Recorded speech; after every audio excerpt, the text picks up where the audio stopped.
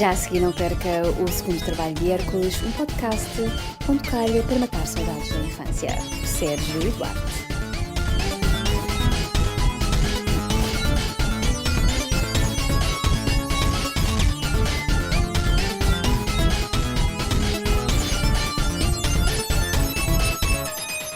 Bem-vindos a mais um episódio do segundo trabalho de Hércules. Eu sou o Duarte. Eu sou o Sérgio.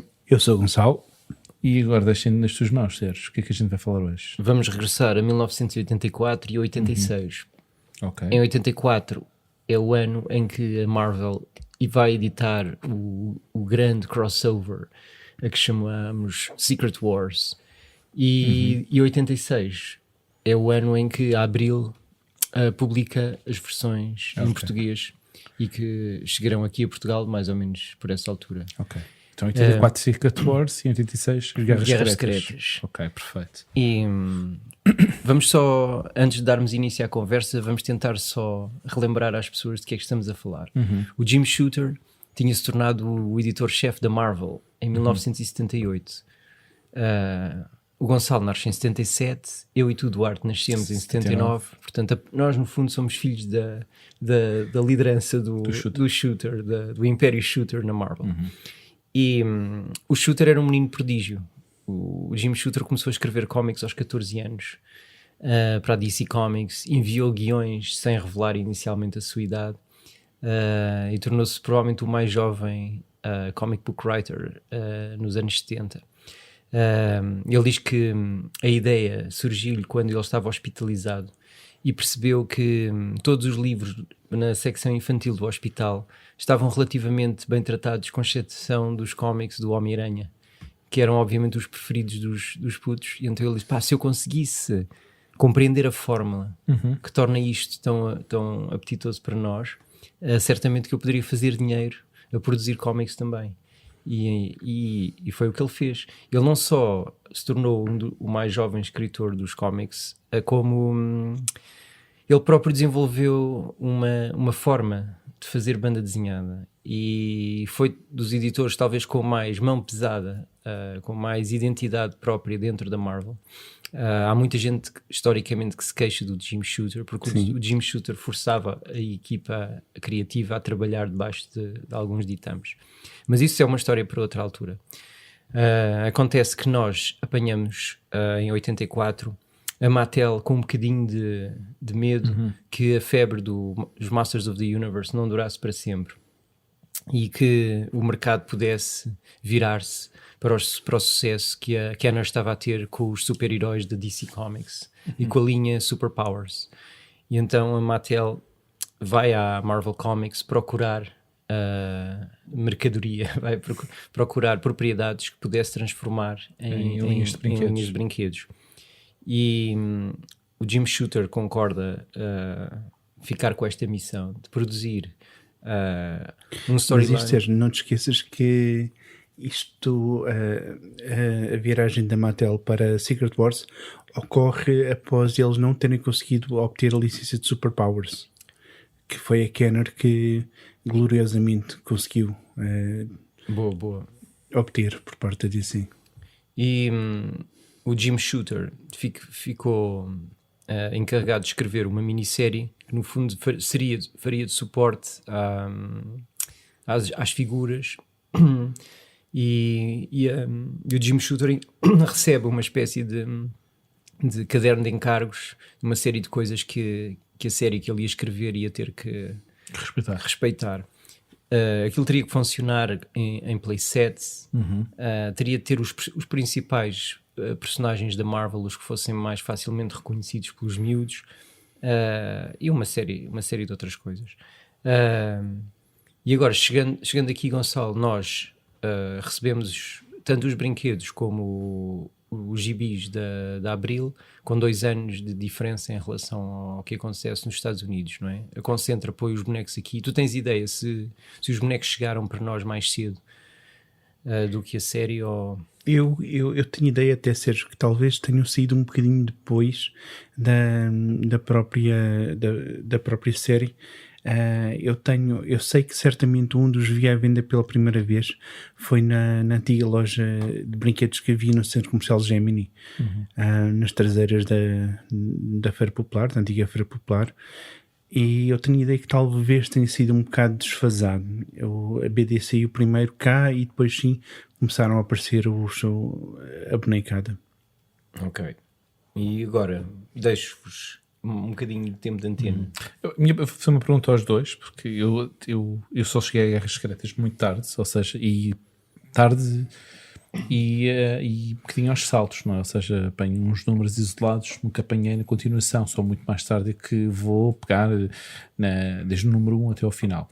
Então vou fazer uma pergunta aos dois, para responderem aqui no seu tempo, que é: vocês se lembram qual foi a primeira vez que tiveram acesso às Guerras Secretas? Ou seja, onde é que vocês viram esse banda desenhada, esse gibi? Como é que o adquiriram? Quem vos comprou? Eu tenho uma história negra. Eu sei que tu tens uma história ligada negra. às Secret Wars. Eu nunca vou esquecer os 2 primeiros números. O meu primeiro encontro com as Guerras Secretas é o cómic, é o gibi da Abril. E como eu vos tinha dito, eu tenho a prova de que eu tive a série toda, porque quando a Abril começou a editar o gibi, os primeiros números traziam autocolante, não eram autocolantes, eram crómios, nós é que tínhamos que aplicar a cola com todos os personagens que faziam parte das Guerras Secretas.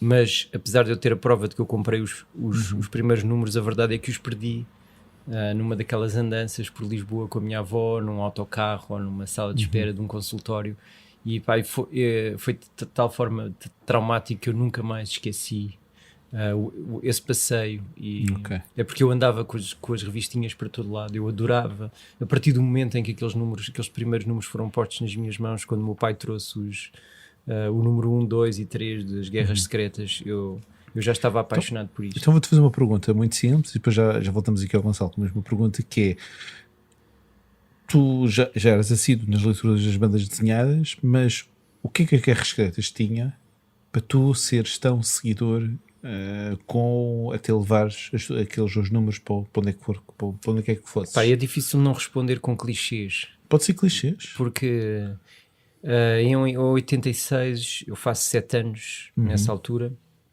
Portanto, já estou a conseguir ler de forma perfeitamente autónoma e já compreendendo, e já estava a comprar as revistinhas da Abril há tempo suficiente para já conhecer a maioria destas personagens e poder tê-las todas reunidas de repente num só livro. Acho que era isso que fazia o efeito.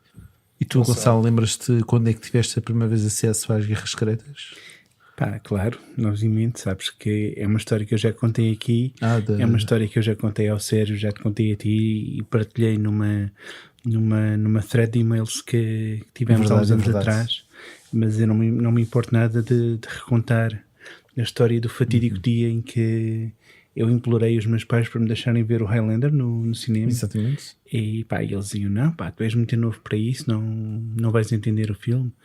E o meu pai levou o meu irmão, que é 3 anos mais velho que ele, levou ao cinema e eles viram o filme, e o meu irmão trouxe também a cópia dele de Guerras Secretas número 1 e ele não me deixou ler o livro, percebes?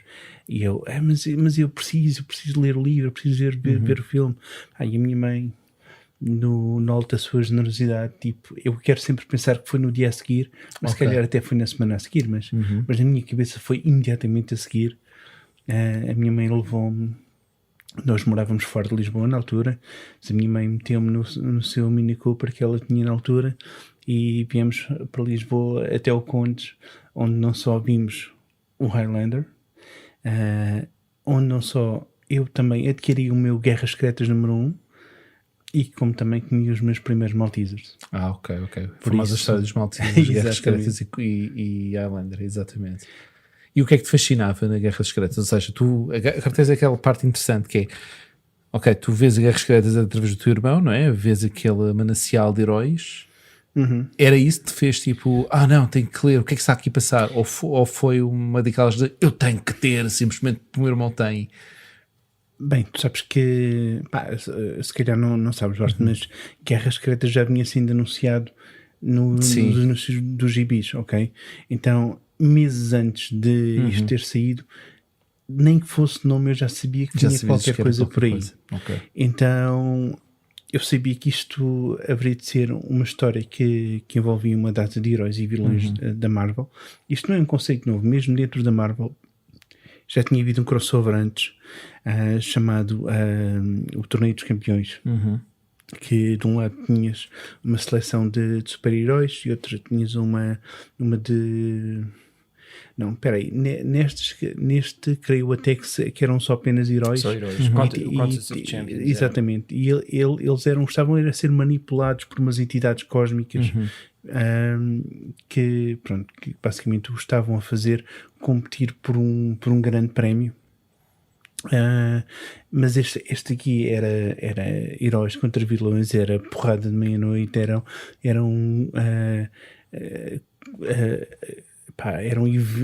um evento cósmico que eu ainda não tinha presenciado.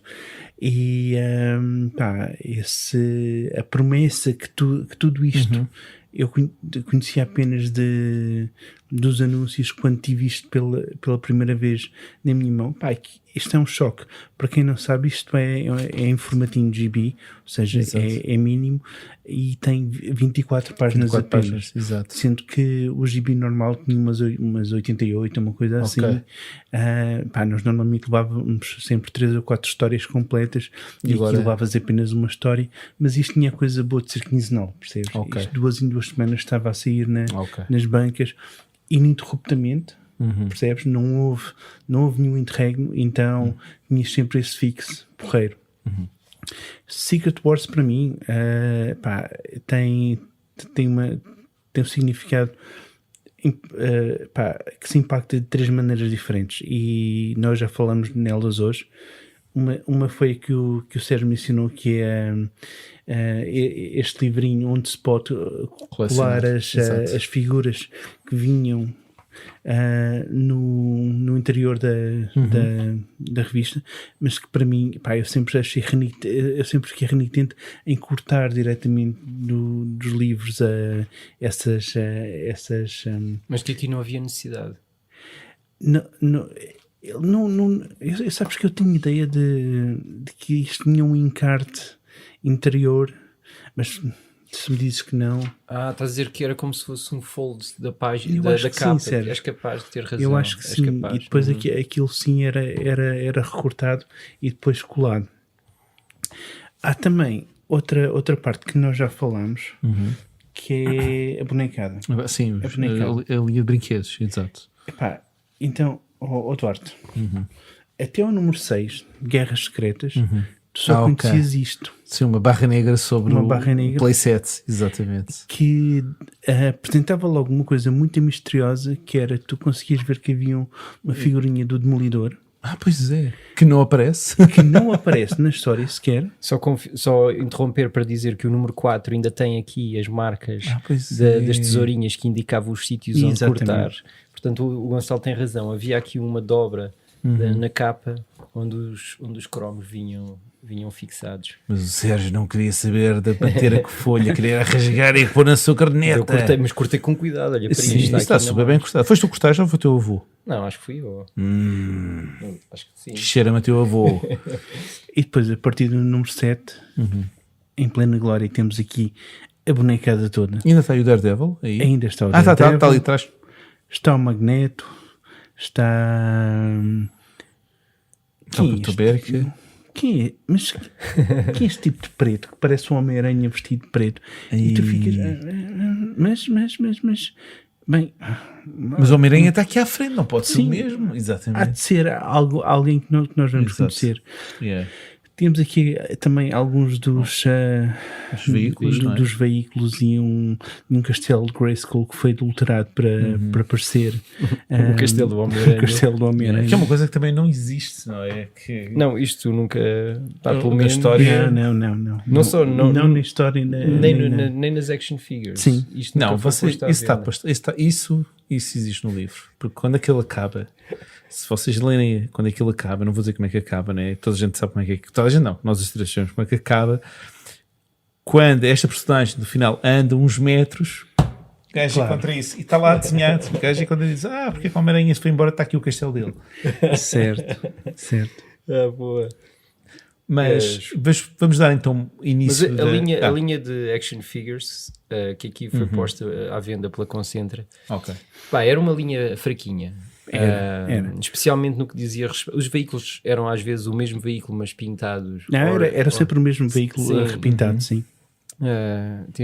Esta motinha do Capitão América, ou às vezes era preta, se seria para os vilões, ou azul se fosse para os heróis. Chama-se. Temos coisas como o Doom Cycle. Sim. É curioso que este anúncio mostra uma dessas motas Sim, do Homem-Aranha, do Homem-Aranha. e ela não existe. Se fosse dos heróis chamava-se Turbo Cycle, se fosse dos Exatamente, vilões era o Doom Doom Cycle. Cycle.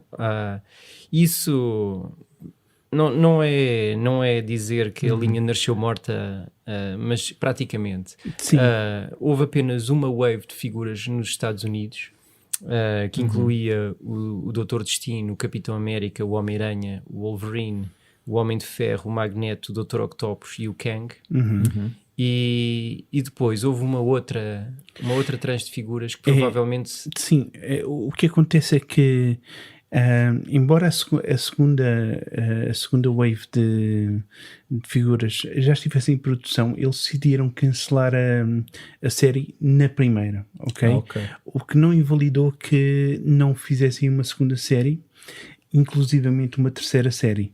Essa terceira série teve o Wiseman, Hobgoblin, o Falcon. Hobgoblin eu creio que seja da segunda série. talvez, sim. Acho que as três figuras seriam O Constrictor, o Constrictor, o Constrictor, o Wiseman e já não sei quem era. o Falcon. Acho que sim, sim. acho Todos que era o eles não Falcon. estavam na Guerras Secretas. Pois não, não, o Falcon não. não estava, o Constrictor não estava. Sim. O Hobgoblin não estava, certeza absoluta. Grande parte dos personagens principais não fizeram figuras deles. Não houve uma figura do Hulk, não houve uma figura do Thor. Grande parte dos vilões não tiveram direito a figuras. Eu sou generoso quando digo que estas figuras eram pobres. Só para recordar, porque eu não me recordo muito bem a linha, havia um Molecule Man nessa linha? Não. Logo uma das personagens. Os vilões foram unicamente o Magneto, se o quiseres Magneto, tomar como sim. tal, Exato. o Kang, o Doutor Octopus, o Doutor Destino, o Hobgoblin e o Constrictor. Acho que Sim. Sim. Ok. E o Daredevil aparece na segunda wave, por exemplo. Eu tive o Daredevil, mais uma das tragédias. Eu perdi o bastão na estação de dos CTT, nos dos restauradores. restauradores. E eu tive o Hobgoblin que veio com duas asas esquerdas, por isso eu nunca consegui ter o montaste planador glider. Pá. Mas era normal? Foi um erro de produção? Ou foi um Não, erro foi de produção para ti? Para mim foi, ok. infelizmente foi. Calhou uma fava na figurinha que comprei. Secret Wars. Marvel supervillains are coming. Secret Wars. Can the Marvel superheroes stop them? Marvel supervillains and superheroes figures each sold Obviamente, separately. isto é um dos anúncios da televisão para o mercado americano. There, Captain America and the Champions of Freedom, Spider-Man and Wolverine. Vá, chega. Acho que é suficiente. Dr. Doom and Spider-Man. Mas para todos os efeitos, para nós que não tínhamos figuras Sim, dos de- heróis dos Marvel, heróis da Marvel. de outra forma, para mim, eu desejei aquelas figuras todas. Tive os dois aranhas. Aliás, a primeira wave, eu graças ao meu pai, tive-a toda. Boa. E brinquei muito com não quis nada saber que muitos daqueles personagens não estivessem nas guerras secretas. Nunca os usei Sim. no contexto das guerras secretas. Usei-os sempre como... Nunca. Não. Epá, eu usava-os para lutar contra os meus G.I. Joes. Ok. Sim. Sim. Era quase a mesma dimensão. Yeah. Tu fizeste uma guerra secreta ainda mais Fez complicada. uma guerra de casas com um crossover. Sim. Sim, que- muito à frente. Então, mas vale a pena se calhar explicarmos um bocadinho o plot ou não? Isso que eu ia dizer. Queres mais alguma coisa, Gonçalo, Pá, agora quero. sobre as figuras? Não, figuras Sim. não, mas antes de passarmos para o plot e para o livro em si, Sim. eu vou contextualizar uma coisa. Pronto, nós lemos as edições adaptadas e aqui adaptadas têm de ser levado muito, muito a sério pela editora Abril. os super-heróis já existiam há vários anos no Brasil por algumas outras editoras, pela Ebal, pela Block, e no final dos anos 70 uma editora chamada Rio Gráfica, RGE, adquire os direitos de publicar uma série de personagens da Marvel e da DC. Não muito longe disto, uma outra editora, a Abril, pega nos direitos dos personagens restantes que a RGE não teve interesse e lança duas revistinhas no mercado: o Almanac do Capitão América e Heróis da TV. O que faz com que as edições da Abril explodiram de uma maneira tão grande que eventualmente, e não muito mais tarde, eles tivessem ficado com os direitos de toda a gama de IPs da Marvel. Agora, o que acontecia era que a Abril fez uma coisa diferente das outras editoras no Brasil, que foi entender que havia uma cronologia. Então eles tiveram que adaptar a cronologia que já havia da Marvel e que eles estavam a publicar muito desfasadamente, com anos de atraso. E tu, numa revistinha do Capitão América, por exemplo, poderias ter uma história que saiu em 1979, outra que saiu em 74, outra que saiu em 81, aquilo era tudo muito difuso. O que significa que quando chegámos a Secret Wars, que no Brasil chamou-se mesmo Secret Wars, por imposição da Gulliver, que foi quem lançou exatamente as figuras no Brasil, a continuidade da Marvel e a cronologia da Marvel no Brasil estava totalmente destroçada. E isso reflete-se logo na maneira como a história nos é apresentada, embora nós não soubéssemos ainda. Houve gravíssimas omissões de personagens na história, houve gravíssimos cortes na própria história, mas à frente falaremos sobre isso. Há bocado, quando nós falámos no Jim Shooter, que é o autor do guião, esquecemos de mencionar que o Mike Zeck é o desenhador, que era um desenhador que nós já conhecíamos do Marvel Team Up e do Capitão América, não é? As histórias que o Mike Zeck estava a ilustrar estavam a ser publicadas mais ou menos por essa altura no Brasil. Mas estas histórias são bastante anteriores às Guerras Secretas. Nós, no fundo, estávamos a ter praticamente dois passos muito diferentes da carreira do Mike Zeck ao mesmo tempo. Sim. Mas era um autor que era amplamente conhecido por nós quando as Guerras Secretas começam a aparecer aqui. O outro livro que o Gonçalo mencionou, o Contest of Champions, curiosamente, que era escrito pelo Bill Mantlo, era ilustrado pelo John Romita Jr. Um dos primeiros trabalhos do John Romita Jr. Mas pronto, podemos entrar então no plot. As Guerras Secretas começam assim, ad hoc, no meio da ação. Os heróis... um grande grupo de heróis e outro grupo de vilões são roubados subitamente às suas vidas, e até roubados de certa forma às suas continuidades, porque eles são colocados quase de forma ideal, icónica, independentemente às vezes do que estava a acontecer na continuidade, que é o caso, por exemplo, do Professor Xavier, mas já lá chegaremos.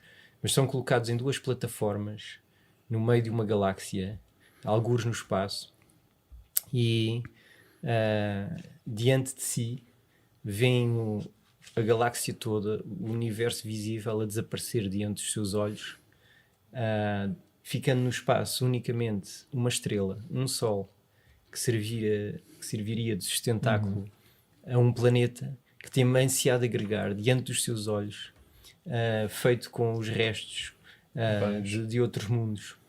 E depois disto acontecer, uma fenda abre-se no espaço-tempo, do qual é despejada uma luz intensíssima, tão intensa que é capaz até de apagar o brilho do sol, e uma voz que diz ser de um ser do além, além do nosso universo, e que tem um poder que nós não... Tinha um nome tão estranho, não era? Para nós na altura? Que não tinha nome nesse momento, Sim, não é? sim, ainda Ele não. diz só, eu sou do além, não é uma coisa assim do I género. am from beyond. I am from beyond, e posso conceder-vos a realização de qualquer um dos vossos desejos. Sim.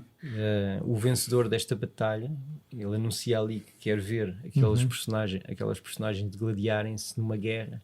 O vencedor desta guerra verá todos os seus desejos realizados. E depois então sucedem-se assim coisas como o Galactus Exato, querer confrontar esse ser querer apagar a sua fome de verá mundos. de mundos. Mas Eu acho até que é o Galactus que o chama de Beyonder, Beyonder, é isso, pela, ok. pela primeira vez. É isso mesmo. Que para mim, sabe, Sérgio, foi Beyonder durante não sei quantos anos. Certo. Até ter descoberto que é Beyond e não Beyond. Mas então podemos até começar já a nossa discussão pela seleção de personagens. Sim, Podemos, Lá estão. mas exato. antes eu vou-te parar uma coisa, eu vou-te mostrar uma coisa, Sérgio. Tu sabes o que é isto?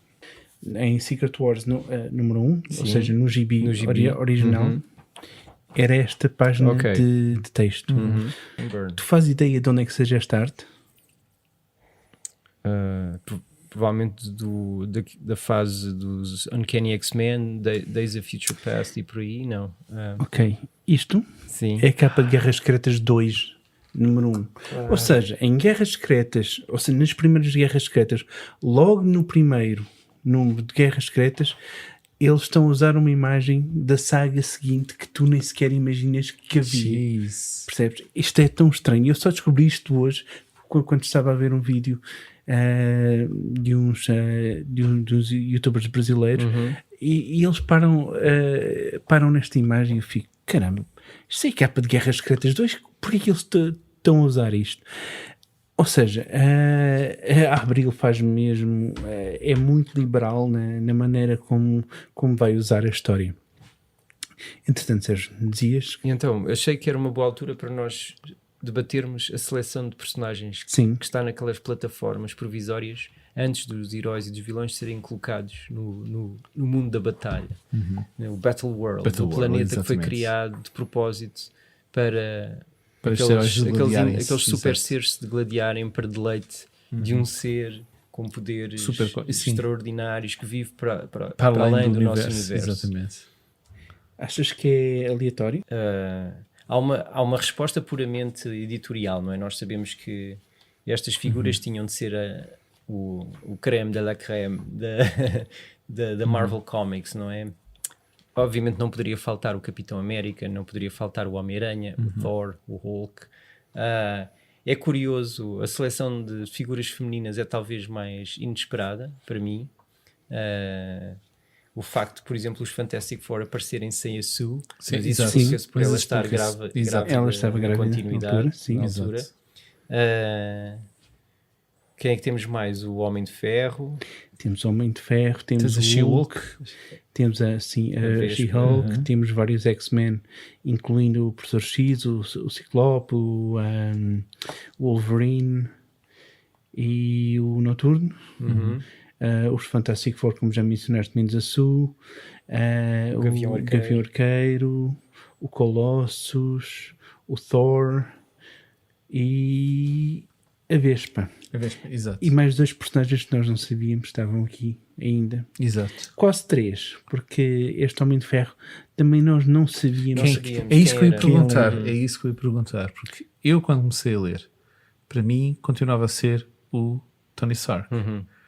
E mais tarde descobri que não é o Tony Stark. Não é? Pois não. É o António Stark. É o primo dele, António Stark. Não, é o Rhodes, não é? James Rhodes. James Rhodes, sim. Exatamente. Que nós mais tarde conheceríamos como War Machine. Exatamente. Eu também sei uma coisa que me foi interessante li quando estava a preparar um bocadinho para este programa, que é o Secret Wars também cria um bocadinho aquele universo, sobretudo para a miudagem, um bocadinho daquilo no universo what if, mas não what if, mas sim mesmo real, que é no universo real deste universo de Marvel, o que aconteceria se o Homem-Aranha lutasse contra os X-Men e quem ganharia. E há muitas coisas aqui que são provadas em situações um bocadinho mais de limite, não é? E acho que há um bocadinho esse universo What If dentro deste universo, não é? Como se o Magneto de repente fosse, em vez de um herói, em vez de um vilão, fosse um herói. O que é que aconteceria dentro não é que nós não cosmos? tivéssemos tido alguns das respostas a essas perguntas em livros como o Marvel Team Up, que muitas vezes juntaria, era fácil encontrar o Wolverine com o Homem-Aranha no Mas primeiro se tivesse uma combatendo, luta e depois entre o Homem-Aranha e o Colossus, não sei se soube tão cedo.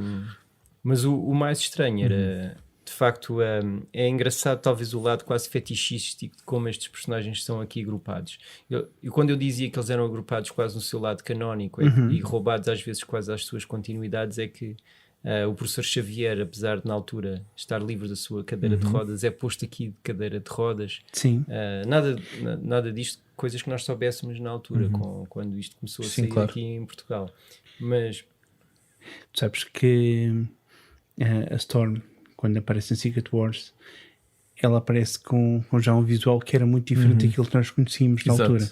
Ou seja, nós conhecíamos a Storm clássica, aquela com a sua juba fantástica, aquela juba fenomenal, gigantesca, fluida, de cabelo branco, não é? E aqui ela aparece com o cabelo rapado, um mohawk. E pá, isto é chocante. Como é que a Abril justifica isto? Ela, quando é transportada para Battleworld, para este plano, ainda para Battleworld, o lado mais animalístico dela e mais selvagem vai ao de cima, o que provocou esta mudança visual e física nela. Ela que era toda pacifista, aqui sente-se mais guerreira, percebes? Isto foi uma edição. Agora, nesta plataforma dos heróis, estão aqui, há aqui personagens que não estão ainda aqui e que vão estar.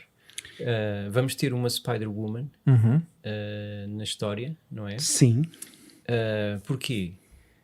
Porque um subúrbio de Denver levado para foi levado. Quando o planeta do mundo da batalha foi agregado, ele foi agregado também com pedaços do planeta Terra. Essa parte foi um subúrbio de Denver, do qual vêm 3 mulheres, para além da Mulher-Aranha. Uma Mulher-Aranha que nenhum de nós conhecia. Não. Que se estreia aqui por completo. Aliás, a Mulher-Aranha que nós conhecíamos era Jessica Drew. E aqui é uma ruivaça. Uma ruiva, tipo, que é esta mulher com um fato preto? Com um dos melhores fatos. Eu lembro na altura de ter visto e este fato é fantástico. E depois a outra coisa invulgar é que entre os heróis está o Magneto. Sim. E o que cria logo ali um celeuma entre os heróis e os mutantes. E mesmo os mutantes ficam renitentes em aceitar o Magneto como aliado tão rapidamente e tão facilmente. Aliás, eu diria mesmo que se os heróis humanos não tivessem reagido tão negativamente ao Magneto, provavelmente a aliança poderia até nem nunca ter chegado a dar. Mas sabes que isso é algo que eu, ao reler isto, eu li Secret Wars 3 vezes em toda a minha vida. Então, a primeira foi a minha leitura original em miúdo.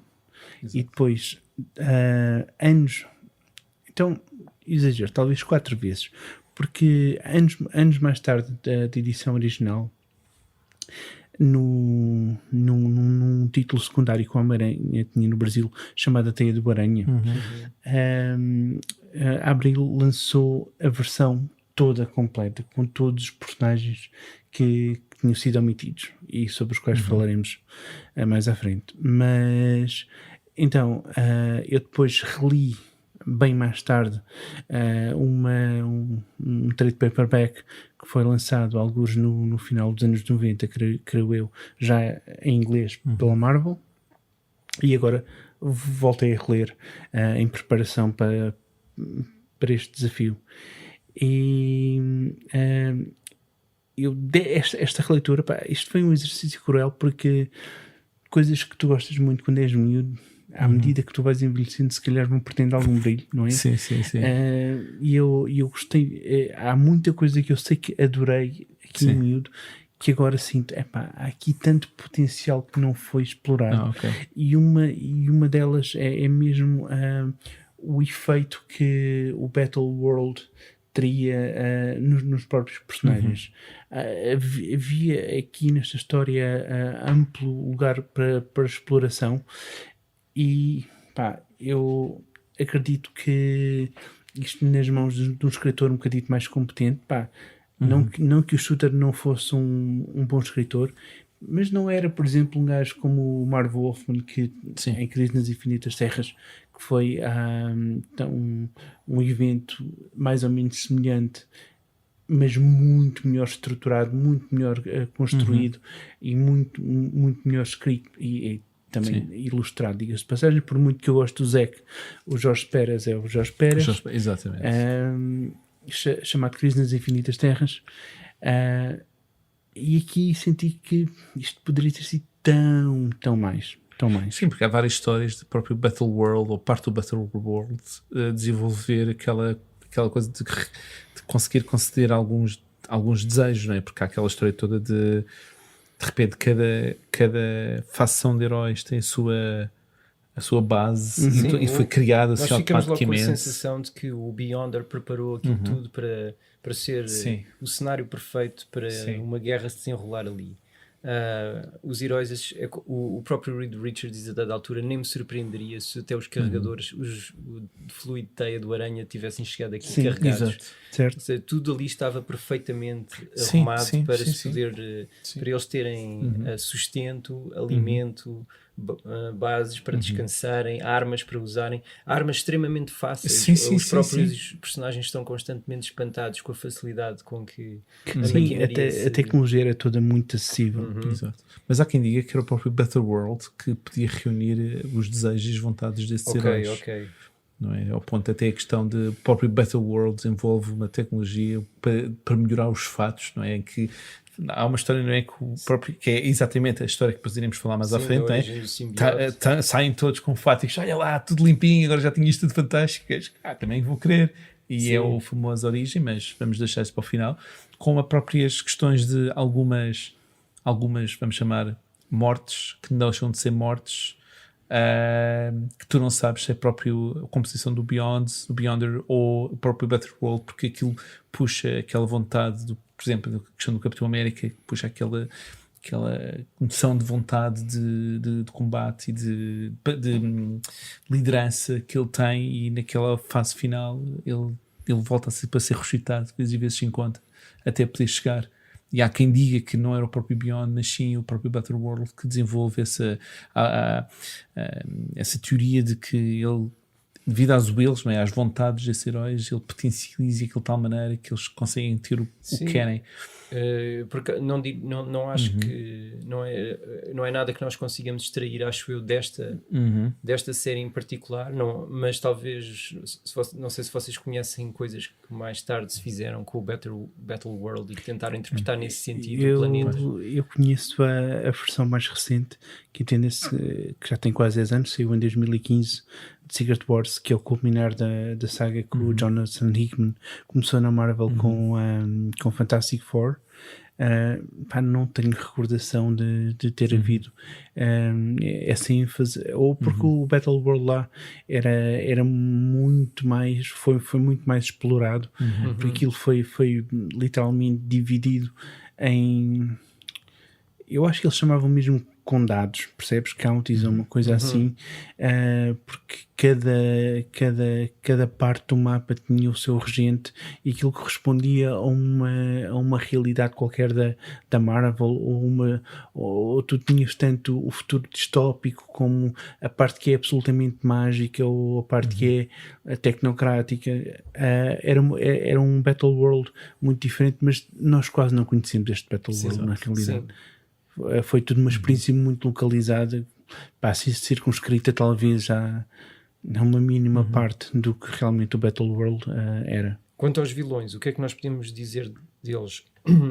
O roster não é assim nada de extraordinário. Temos personagens bem conhecidos como o Doutor Destino, o Kang, o Doutor Octopus, o Lagarto, o Ultron. O Galactus, falaremos dele, é de facto a escolha mais imponente e bizarra aqui, mas depois tínhamos personagens que eram um bocadinho Faltava-lhes brilho, não é? Sim. Este Wrecking Crew, a equipa de destruição. Isto do aqui tens metade disto são jobbers, não é? Yeah. O Observing Man, não é? A gangue da todos. demolição. Sim. Sim. Agora, havia dois personagens aqui que de facto eu adorava, o Dr. Destino e o Homem Molecular, que eu passei a adorar muito por causa desta Sim, série. porque ele passa de ser um totozinho mandado até ser a figura quase Sim. godlike da história, não é? Esse é dos personagens que eu acho ter o arco mais curioso aqui dentro, é capaz de ser o Homem Molecular. Sim, completamente, concordo. E o Galactus, como tu disseste, que de facto é quase que uma escolha estranha que o Beyonder faz para misturar entre os vilões, e especialmente se ele tivesse alguma expectativa de que uma guerra se desse aqui entre estas duas fações. Porque se há figura que não teria interesse nenhum a envolver-se numa petty war como esta para verem desejos realizados, é claramente o Galactus. Então, ao mesmo tempo que há uma preparação do planeta para uma guerra funcionar, até com vítimas. Exato, sim. Há também assim alguns blunders, assim, atos disparatados. Este ser conhece e não conhece bem os personagens que está a reunir aqui. E é engraçado tentar ver a inclusão do Magneto entre a equipa dos heróis e a do Galactus na equipa dos vilões, como esses pequenos atos de desconhecimento. Este Beyonder sabe coisas sobre a Terra, está muito curioso sobre os super seres que a Terra desenvolve e quer vê-los degladiarem-se, quer conhecê-los, mas ele não sabe tudo sobre quem está a escolher para pôr aqui. E não achas que o Galactus foi um bocado colocado daquela forma só para mostrar o poder do Beyonder e depois entrar ali o arco do Dr. Destino um bocadinho como sendo o ponto de ligação entre o Beyonder e o resto da equipa é o Galactus. Não sei se o Beyonder saberia isso. Porque é o único que tenta... Há duas tentativas, não é? Uma feita pelo Galactus e outra feita pelo próprio Dr. Destino de atingir vamos chamar o Beyonder e... Terás de ser tu a decidir, mas Claro. se era algo ponderado pelo Beyonder ou não. Mas, Eu digo que não terá sido. Não digo ponderado pelo Beyonder, estou a falar ponderado pelo Jim Shooter exatamente para mostrar claro. o poder que esta personagem tem, quase aqui, godlike, que nunca aparece. Sabes que eu ao reler isto tenho muita ideia que isto aqui foi escrito sem haver um plot muito concreto. Sim. Ele tinha mais ou menos uma ideia do que as coisas iriam ser e depois foi escrevendo à medida que sim, que os meses foram passando. Mas sabes que o Beyonder é um personagem curioso. Isto, como já falámos, tem uma continuação chamada Guerras Secretas 2, que eu detestei. Saiu em 1990, ou seja, já vários anos depois deste ter saído. Não teve nada de tão épico quanto esta. Era algo mais down to earth, em que o Beyonder estava a tentar compreender o que era ser humano. Existe ainda um Secret Wars 3, que é um número de Fantastic Four que eu nunca li, creio eu, mas que o Sérgio leu, é o 319, uma coisa assim. Precisava de um segundo. Não te preocupes. E depois, em 2015, há sim essa Sim, saga. os números 318 e 319. Exatamente. O 318 começa com o rapto do Owen Reese, o Homem Molecular. E depois o 319 é o Secret Wars 3 propriamente dito. Sim. E depois existe então esta tal versão de 2015 Secret Wars. No entretanto, houve uma minissérie de Avengers chamada de Illuminati. E num dos números é revelada a origem secreta do Beyonder. Então, isto é um retcon da pior ordem. Na altura eu até gostei, achei que estava bem imaginado, mas retira tanto brilho à história original. Então o Beyonder não é mais do que um inumano mutante, o que lhe concede um poder absurdamente poderoso. E na realidade ele é apenas uma criança, percebes? Sim. E então a explicação é que tudo isto é uma criança a brincar com brinquedos e da mesma maneira que tu ias à tua caixa de G.I. Joes e Masters e tiravas brinquedos ao calhas. Ou compraste a tua linha da Mattel de Secret Wars e estás a brincar com eles. Sim. Exatamente. Foi o que aconteceu. Mas antes de, porque o programa já está um bocado alongado e nós vamos ter de fazer isto se calhar em 2 partes. Vou ter que fazer uma pergunta. Até para as guerras secretas. Até para as guerras secretas, não dá. Vou fazer uma pergunta aos dois que é muito simples, porque já estamos quase isto vai dar tempo para nós até concluirmos, que ainda falta algum tempo, que é, respondam-me lá, vocês não acham que o Xavier assim um bocadinho empata coisas? Sempre que o Colossus está ali a galar a miúda, é agora, e de repente aparece o Xavier, tenho uma missão importante para vocês. Isto pede que o Gonçalo faça aqui um preâmbulo sobre o que se passa com o Colossus. Primeiro que tudo, porque isto tocou especialmente o Gonçalo, o Gonçalo pequenito. Eu vou estragar a cena do Gonçalo, ela pensar de será que o Colossus estava a olhar para a miúda tipo, ok, vou ficar aqui com meus pensamentos mais impróprios, e de repente, naquele momento, lá está lá o Xavier a chatear o gajo, temos uma missão para fazer, e ele, caralho. Sabes que eu gosto da tua maneira de ver a coisa, mas eu não concordo exatamente com ela. Mas eu vou-te explicar porquê.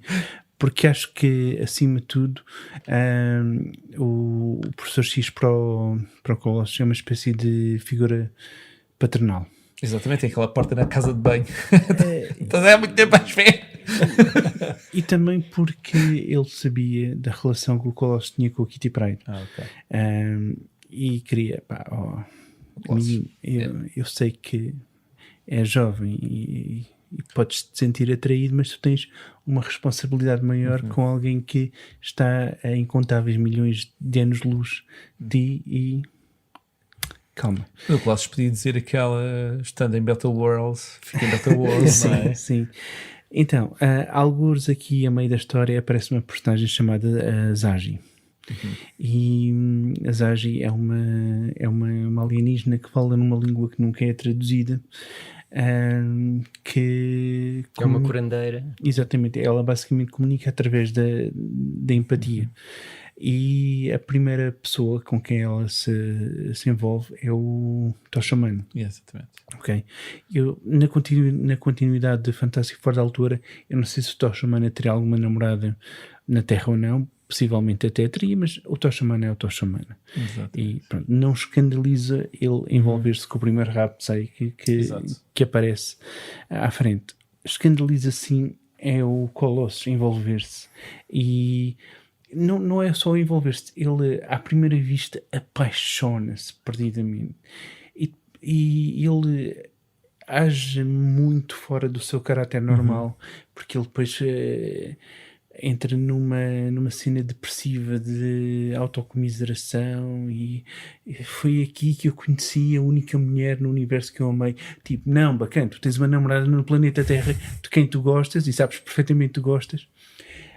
E uma coisa que isto faz bem e que eu não me lembrava, que agora ao reler isto me apercebi, acho que é o próprio Reed Richards ou o professor X que explica a alguém, é que os poderes da Zagi, ok, como ela é uma curandeira, é normal as pessoas sentirem uma atração por ela, percebes?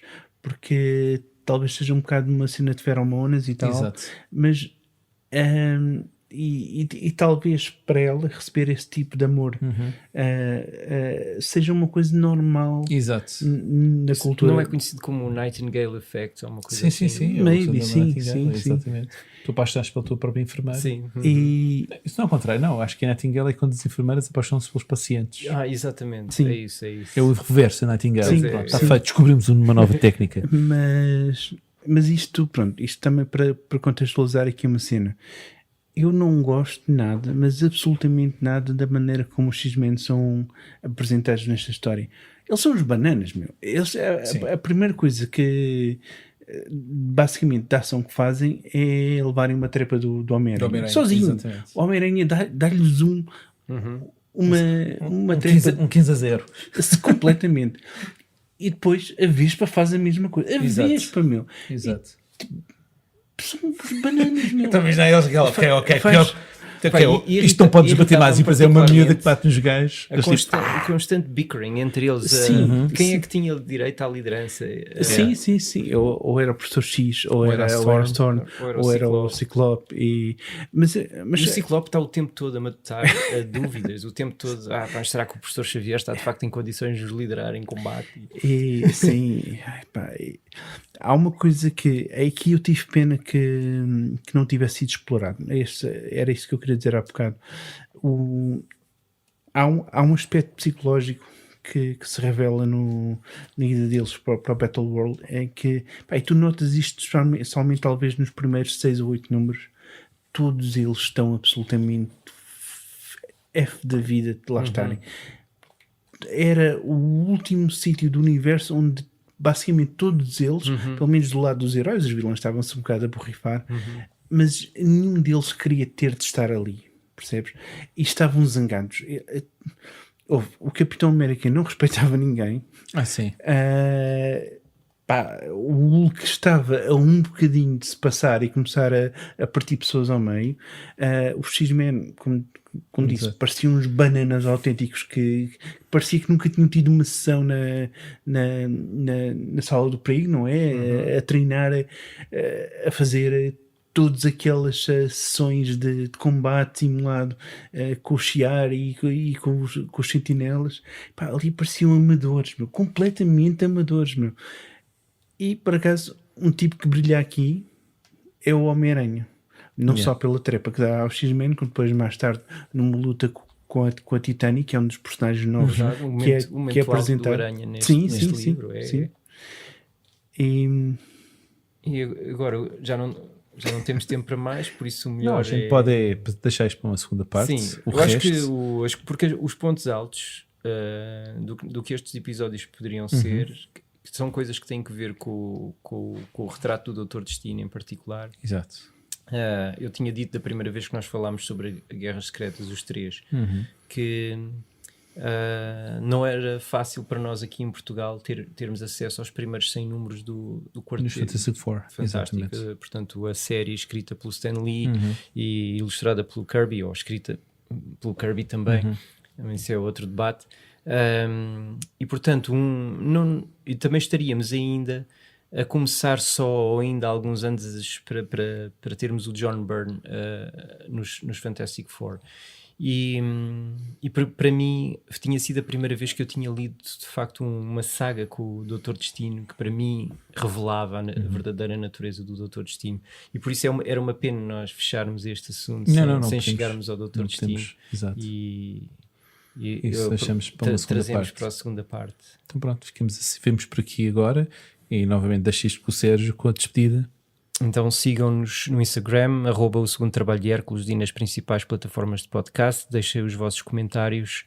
Por favor, passem os links a todos os amigos e familiares. Ajudem o podcast a crescer e até para a semana. Até para a semana. Até para a semana.